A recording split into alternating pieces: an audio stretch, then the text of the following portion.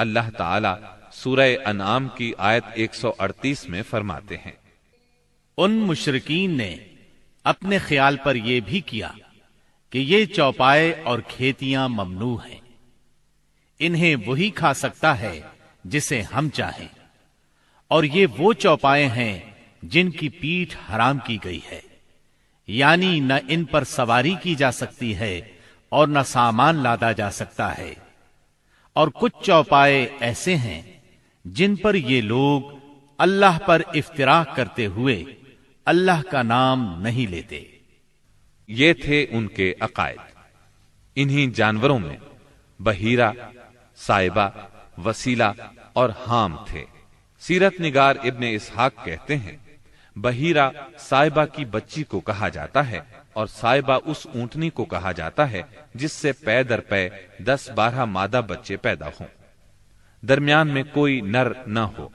ایسی اونٹنی کو آزاد چھوڑ دیا جاتا تھا، اس پر سواری نہیں کی جاتی تھی، اس کے بال بھی نہیں کاٹے جاتے تھے، اور مہمان کے سوا اس کا دودھ کوئی نہیں پی سکتا تھا۔ اسی کو بحیرہ کہتے ہیں، اور صائبہ اس کی ماں ہے۔ وسیلہ اس بکری کو کہا جاتا تھا جو 5 مرتبہ پے در پے 2 مادہ بچے جنتی تھی، یعنی 5 بار میں 10 مادہ بچے پیدا ہوتے، درمیان میں کوئی نر نہ پیدا ہوتا۔ اس بکری کو اس لیے وسیلہ کہا جاتا تھا کہ وہ سارے مادہ بچوں کو ایک دوسرے سے جوڑ دیتی تھی۔ اس کے بعد اس بکری سے جو بچے پیدا ہوتے انہیں صرف مرد کھا سکتے تھے، عورتیں نہیں کھا سکتی تھیں۔ البتہ اگر کوئی بچہ مردہ پیدا ہوتا تو اس کو مرد عورت سبھی کھا سکتے تھے۔ حام اس نر اونٹ کو کہتے تھے جس کی جفتی سے پے در پے 10 مادہ بچے پیدا ہوتے، درمیان میں نر نہ پیدا ہوتا۔ ایسے اونٹ کی پیٹھ محفوظ کر دی جاتی تھی، بلکہ اسے اونٹوں کے ریوڑ میں جفتی کے لیے آزاد چھوڑ دیا جاتا، اس کے سوا اس سے کوئی اور فائدہ نہ اٹھایا جاتا۔ عرب اپنے بتوں کے ساتھ یہ سب کچھ اس عقیدے سے کرتے تھے کہ یہ بت انہیں اللہ کے قریب کر دیں گے اور اللہ کے حضور ان کی سفارش کر دیں گے۔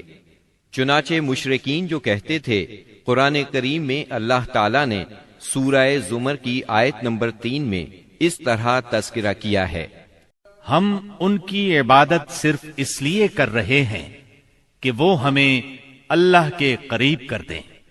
اسی طرح قرآن کریم کی سورہ یونس آیت 18 میں یہ الفاظ آئے ہیں، یہ مشرکین اللہ کے سوا ان کی عبادت کرتے ہیں جو انہیں نہ نفع پہنچا سکیں نہ نقصان، اور کہتے ہیں کہ یہ اللہ کے پاس ہمارے سفارشی ہیں۔ مشرکین عرب کاہنوں، عرافوں اور نجومیوں کی خبروں پر بھی ایمان رکھتے تھے۔ کاہن اسے کہتے ہیں جو آنے والے واقعات کی پیش گوئی کرے اور جو چھپے ہوئے رازوں کے جاننے کا دعویٰ کرے۔ نجومی اسے کہتے ہیں جو ستاروں پر غور کر کے ان کی رفتار اور اوقات کا حساب لگا کر پتہ لگاتا ہے کہ دنیا میں آئندہ کیا حالات و واقعات پیش آئیں گے۔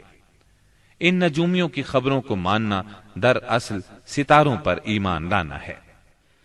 مشرکین میں بدشگونی کا بھی رواج تھا، اسے عربی میں طیارہ کہتے ہیں۔